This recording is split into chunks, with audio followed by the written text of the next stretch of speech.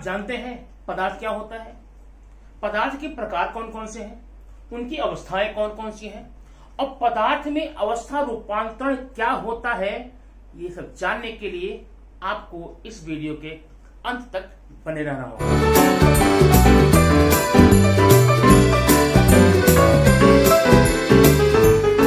पदार्थ क्या है? सिंपल सी बात है, पदार्थ वह है कौन?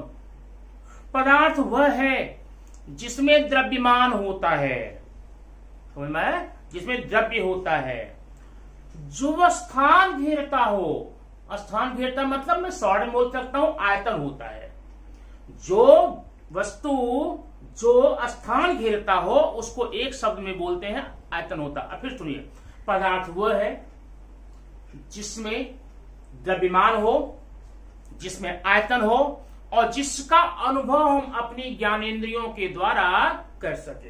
अब आप बताइए ज्ञानेंद्रियां क्या होती है? आप जानते हैं 5 ज्ञानेंद्रियां होती हैं, आंख नाक कान त्वचा जीभ। आंख नाक कान त्वचा जीभ माने ऐसे सारे पदार्थ जिनका अनुभव हम अपनी ज्ञानेंद्रियों से करते हैं। अब ये क्या है? ये चौक है। इसे किसने बताया? मेरी आंखों ने बताया। एक फूल है, उसमें कैसी खुशबू है, किसने बताया? किसने बताया? नाक ने बताया। तो खुशबू भी एक प्रकार का पदार्थ है। हवा भरी ठंडी ठंडी ठंडी हवा, किसने बताया? त्वचा ने। हवा भी एक पदार्थ है। सफेद रंग का पाउडर मुंह में डालने पर वह नमकीन लगा, तो नमक है, मीठा लगा, शक्कर है, किसने बताया? जीभ ने बताया। तो माने ऐसे सारे पदार्थ, यह पदार्थ वह है जिसमें द्रव्यमान हो, आयतन हो और जिसका अनुभव हम अपनी ज्ञानेंद्रियों के द्वारा कर सकते हो, उन्हें हम क्या कहते हैं? पदार्थ कहते हैं। ये पदार्थ परिभाषा है। What is the substance? Substance is that having mass and volume and it can be experienced by our sensory organs, they are called substance. अब ये अभी मैं अगर बताऊं, दुनिया में जितनी भी चीजें आप अनुभव कर रहे हैं, आंख से, कान से, नाक से, त्वचा से, जीभ से, सब पदार्थ है। मैंने कहा ये क्या है? पदार्थ है। ये क्या है? पदार्थ है। मोबाइल क्या है? पदार्थ है। ठीक है, ये सब के सब पदार्थ हैं। अब हमें देखेंगे आखिर पानी भी पदार्थ है, गैस भी पदार्थ है, ये चौक भी पदार्थ है। तो तीनों की अवस्थाएं अलग अलग हैं। पदार्थ की कितनी अवस्थाएं होती है हम यहां देखेंगे। पदार्थ की अवस्थाएं, नंबर 1 ठोस अवस्था, सॉलिड स्टेट। ठीक है, एक है ठोस अवस्था, दूसरा है द्रव अवस्था, लिक्विड स्टेट, और तीसरा है गैसीय अवस्था, गैसियस स्टेट। ये आपके 3 अवस्थाएं होती हैं पदार्थ की, याद रखना। पदार्थ की परिभाषा हो गई। पदार्थ की अवस्थाएं कितनी होती हैं? 3, ठोस अवस्था, द्रव अवस्था, गैसीय अवस्था। अब ठोस अवस्था क्या होता है? नंबर 1 ठोस अवस्था में इसका जो आयतन होता है वह निश्चित होता है। क्या होता है?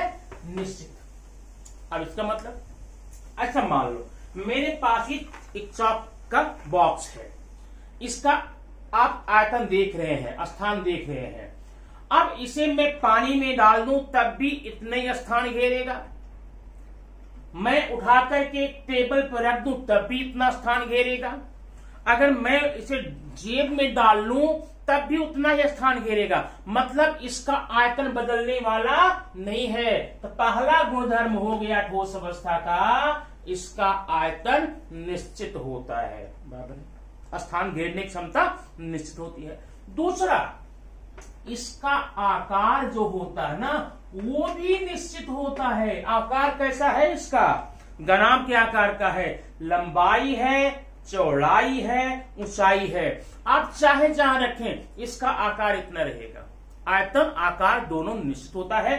अब अगर इसके आधार पे इसकी परिभाषा बनाने के लिए हम कह दें आपसे, आप बना सकते हैं। क्या बना सकते हैं? ठोस अवस्था क्या होती है? ठोस अवस्था पदार्थ की वह अवस्था होती है जिसमें इसका आयतन और आकार दोनों निश्चित होता है। होगी परिभाषा। चाक, डस्टर, घड़िया, मिट्टी, रबर, ये सब क्या है? आपके ठोस अवस्था है। अब जरा द्रव में देखेंगे, द्रव में पहला इसका आयतन निश्चित होता है। क्या होता है? इसका भी आयतन निश्चित। अब 1 लीटर पानी है, अब 1 लीटर पानी को आप थाली में उलट दीजिए, ड्रम में डाल दीजिए, जमीन पे गिरा दीजिए, फर्श में डाल दीजिए, वह 1 लीटर ही रहेगा, वह आधा लीटर या 2 लीटर नहीं होगा। मतलब आयतन निश्चित होता है किसका? द्रव का। द्रव का भी आयतन निश्चित होता है। लेकिन जरा मैं अगर आकार के बारे में बोलूं तो द्रव अवस्था का आकार अनिश्चित होता है, ध्यान रखना। अब द्रव अवस्था, दूध, तेल, पानी, इनका आकार अनिश्चित होता है। एग्जाम्पल के रूप में देख लो, हमें 1 लीटर मेरे पास दूध है, अगर मैंने ग्लास में डाल दिया तो ग्लास के आकार का, थाली में उलट दिया वृत्ताकार हो गया, टेढ़ी मेढ़ी ऐसे टेढ़ी मेढ़ी पाइप में डाल दिया तो टेढ़ा मेढ़ा हो जाएगा। माने इसका आकार हमेशा अनिश्चित होता है। अब परिभाषा देखो, द्रव अवस्था पदार्थ की वह अवस्था होती है जिसमें आयतन तो निश्चित होता है लेकिन आकार निश्चित नहीं होता। ठीक है, इसका आकार निश्चित नहीं होता। जैसे एग्जाम्पल दूध, तेल, पानी आदि। ठीक है, अब जरा देखेंगे गैसीय अवस्था में क्या है। पहला इसका आयतन देखेंगे। आयतन, आयतन क्या है? अभी देखो, एक शीशी मेरे पास इतनी बड़ी है शीशी, उसमें इत्र है। क्या है? इत्र या सुगंधित पदार्थ भरा हुआ है। अब सुगंधित पदार्थ गैसीय अवस्था में जो है उसका आयतन उतना ही है जितना कि छोटी सी शीशी का है। ठीक है, मैं इस रूम में आकर के शीशी का ढक्कन खोल दिया या शीशी को तोड़ दिया, वो खुशबू पूरे कमरे में फैल जाएगी। इसका मतलब उसका आयतन, जब शीशी छोटी सी डिबिया में था तो डिबिया जैसा था, डिबिया जितना था, कमरे में डाल दिया उसका आयतन कमरे जैसा बराबर हो गया। मतलब इसका आयतन अनिश्चित होता है। क्या होता है? अनिश्चित। ठीक है, जबकि आकार की बात अगर करें तो आकार देख लो, अगर किसी छोटी सी डिबिया में कोई खुशबू या गैस भर कर रख दिए है तो उसका आकार वही है जो उस डिबिया का या शीशी का या बॉटल का है। अगर मैंने शीशी को तोड़ करके रूम में बिखेर दिया, उसका पूरा का पूरा आकार रूम के आकार हो गया। इसका मतलब गैसीय अवस्था किसी पदार्थ की वह अवस्था होती है जिसमें इसका आयतन और आकार दोनों अनिश्चित होते हैं। क्या होते हैं? दोनों अनिश्चित होते हैं। जैसे गैस है, ऑक्सीजन गैस है, नाइट्रोजन गैस है, कोई भी गैस, हवा है। ठीक है, इस प्रकार से आपने पदार्थ की परिभाषा और पदार्थ की अवस्थाओं के बारे में देख लिया। अब हम देखेंगे क्या ठोस अवस्था द्रव में या गैस में, क्या द्रव अवस्था ठोस में या गैस में, क्या गैस अवस्था द्रव में या ठोस में बदल सकती है? हाँ, बदल सकती है। ठीक है, और इस बदलने की ही क्रिया का वैज्ञानिकों ने एक नाम दिया है आपको। वो नाम क्या है मैं यहां लिख देता हूं, देखो जरा यहां पर। अवस्था परिवर्तन, अवस्था परिवर्तन, ट्रांसफॉर्मेशन ऑफ द स्टेज। ठीक है, अभी क्या है, किसी पदार्थ, सिंपल परिभाषा है ना, किसी पदार्थ का एक अवस्था से दूसरी अवस्था में बदलने की क्रिया को अवस्था परिवर्तन कहते हैं। मतलब कोई पदार्थ है, एक अवस्था से दूसरी अवस्था में बदलेगा तो क्या बोलेंगे? अवस्था परिवर्तन बोलेंगे ना। परिभाषा हो गई, किसी पदार्थ का एक अवस्था से दूसरी अवस्था में परिवर्तन होने की क्रिया को या होने को हम अवस्था परिवर्तन कहते हैं, स्टेज ट्रांसफॉर्मेशन बोलते हैं। अब एग्जाम्पल देखो, मेरे पास यहां पर है बर्फ, ध्यान देना। अब बर्फ आप लोग जानते हैं क्या है? ठोस है। ठीक है, अब ठोस को मैंने थोड़ा सा हीट किया, गर्म किया। ठीक है, ये बन जाएगा पानी। क्या बनेगा? पानी। ठीक है, पानी को और हीट किया, ये बन जाएगा, हीट किया गर्म, ये बन जाएगा वाष्प, माने गैस। बात समझ में आई? अच्छा, फिर देखा ध्यान से, ये बर्फ क्या है? ठोस अवस्था है। अब पानी क्या है? द्रव अवस्था है। वाष्प क्या है? गैस अवस्था है। मतलब तापमान देने पर ठोस अवस्था द्रव में, और तापमान और अगर बढ़ाएंगे आगे तो ये द्रव अवस्था गैस में रूपांतरित हो जाती है। इसको उलटाओ, अगर हम तापमान घटा दें तो ये जो वाष्प है ना वो पानी बन जाएगा, ठीक है।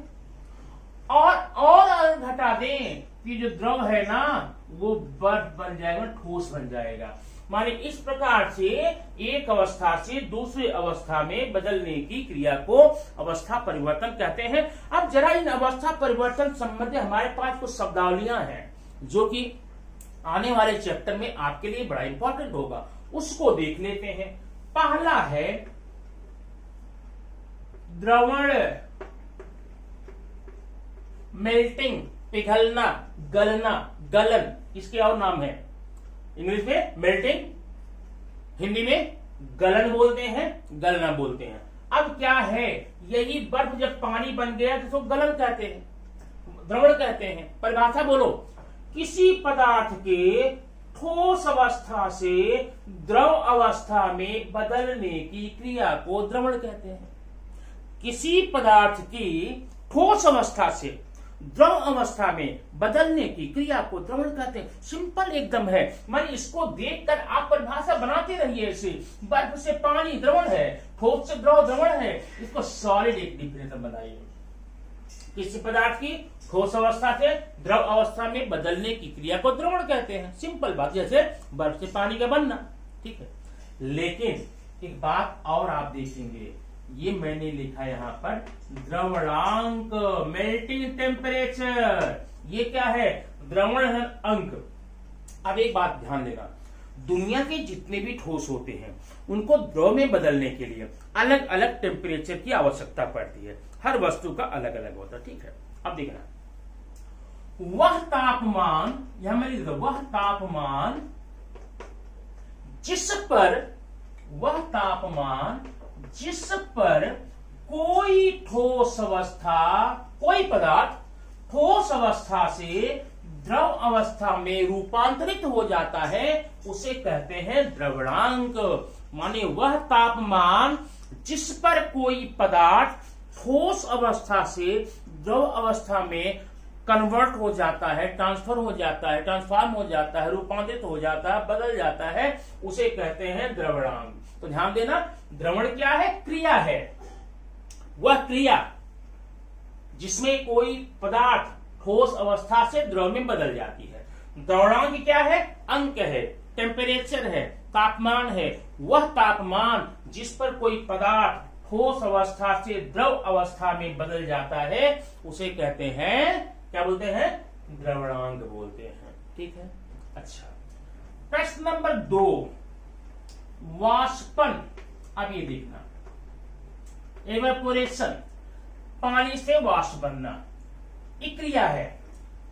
वह क्रिया जिसमें कि कोई पदार्थ अपनी द्रव अवस्था से गैसीय अवस्था में रूपांतरित हो जाता है उसे कहते हैं वाष्पन।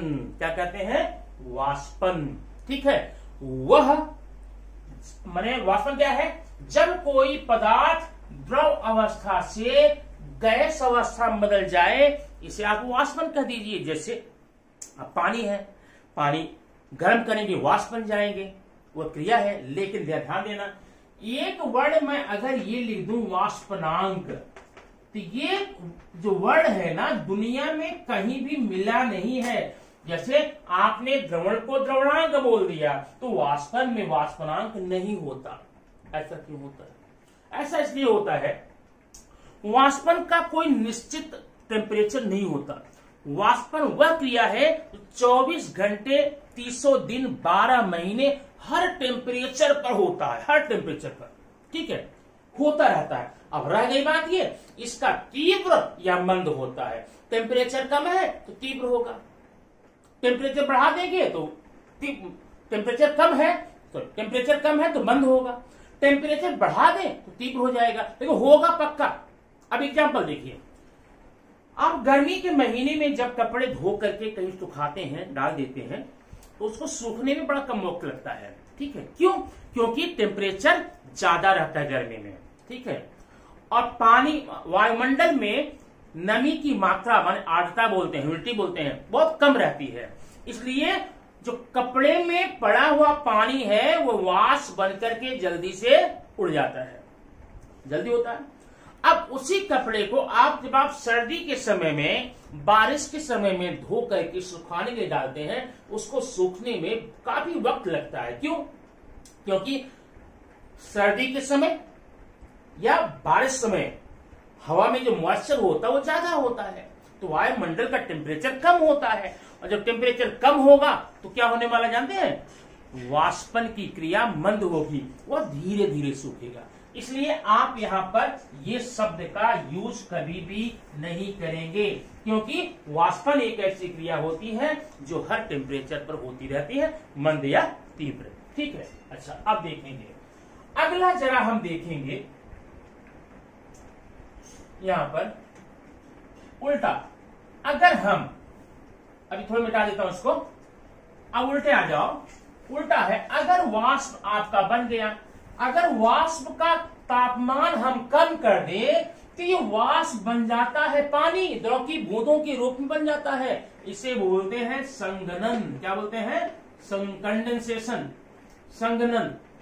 अब संघनन क्या होता है? टेम्परेचर कम करने पर, तापमान कम करने पर वाष्प अवस्था से द्रव अवस्था में बदलने की क्रिया को संघनन कहते हैं। एग्जाम्पल देखना, आपके घर में जब कुकर पर आप खाना बनाते हैं या आप किसी पैन में सब्जी उबालते हैं तो वाष्प उड़ती रहती है। ठीक है, जरा वाष्प के ऊपर थोड़ा ऊंचाई पर नजदीक में हाथ रख के देखिए या कोई पदार्थ रख के देखिए तो वहां पानी की बूंदें जम जाती है। क्यों? क्योंकि जहां पर कड़ाही थी, जहां टेम्परेचर ज्यादा था, वहां पर जो द्रव था वो गैस बन रहा था, वाष्प बन रहा था। लेकिन जब वाष्प ऊपर जाता है वहां क्या होता है? टेम्परेचर कम हो जाता है, और जब टेम्परेचर कम हो जाता है तो ये वाष्प जो है पानी की छोटी छोटी बूंदों के रूप में इकट्ठा हो जाती है। इसे कहते हैं संघनन। ठीक है, संघनन क्या हो गया? वाष्प अवस्था से द्रव अवस्था में बदलने की क्रिया को संघनन कहते हैं। बार बार ये वर्ड आपको आगे जाकर अब ऊंची कक्षाओं में भी संघनन या कंडेंसेशन वर्ड आता रहता है, तो आप कंफ्यूज मत होना। संघनन मतलब वाष्प में द्रव का बनना। अब आप एग्जाम्पल देख लिया। दूसरा है हिमायन। ये देखो ये क्या है, या यहां आइए, जब पानी को, टेम्परेचर को और कम कर देंगे या फ्रीजर में रख देंगे तो पानी क्या बनेगा? बर्फ बनेगा। द्रव क्या बनेगा? ठोस बनेगा। यही परिभाषा बना लो, द्रव अवस्था से ठोस अवस्था में बदलने की क्रिया को हम हिमायन कहते हैं। क्या बोलते हैं? हिमायन। ठीक है, अब हिमांक भी होगा, हर वस्तु का हिमांक अलग अलग होता है। ये देखो, वह तापमान जिस पर कोई पदार्थ द्रव अवस्था से ठोस अवस्था में रूपांतरित हो जाता है उसे हिमांक कहते हैं, और हर पदार्थों का हिमांक उसके प्राकृतिक रासायनिक गुणधर्मों के आधार पे अलग अलग होता है। इसलिए यहाँ पर हिमांक की परिभाषा बनाई गई है। ठीक है, जैसे पानी है, पानी के तापमान को आप कम करते जाओ, कम करते जाओ, जब पानी 0 पर पहुंचेगा, 0 पर पहुंचेगा, पानी क्या बन जाएगा? बर्फ बन जाएगा। मतलब पानी का जो हिमांक होता है कितना होता है? 0 डिग्री सेल्सियस। ठीक है, अब एक और बचा है, उसे बोलते हैं क्वथन। क्वथन, क्वथन भी वाष्पन का ही रूप मान लो। क्वथन में क्या होता है? क्वथन माने उबलना। क्वथन माने उबलना। आपने पानी को गर्म किया, वाष्प बना, धीरे धीरे बन रहा है। अगर पानी के टेम्परेचर को और बढ़ा दे, उबलने लगता है, तो उबलने की क्रिया क्वथन कहते हैं। और क्वथनांक किसे कहते हैं? बना लीजिए, वह तापमान जिस पर कोई द्रव अवस्था उबलने लगती, बॉयल करने लगती, तो क्वथनांक कहते हैं। ठीक है, अब ये सारी वर्डिंग मैंने आपको इसलिए बताई क्योंकि आने वाले जो अगला आपका चैप्टर है बड़ा इंपॉर्टेंट है, उसका नाम ऊष्मा है। ऊष्मा में ये सारे वर्ड प्रयोग में आने वाले हैं, लेकिन वहां पर इनकी परिभाषाएं वहां नहीं दी गई हैं। सिर्फ वहां पर इनका चित्र है, क्वथनांक इसका है, संघनन इसका है, पिघलना है, द्रवणांक है, ये सारे वर्ड आते रहेंगे। इसलिए उन वर्ड्स को कंफर्म करने के लिए आपको ये आज छोटा सा वीडियो दे रहा हूं, आप कंफर्म कीजिए ताकि अगले वीडियो को हम आसानी से और अच्छे से समझ सकें।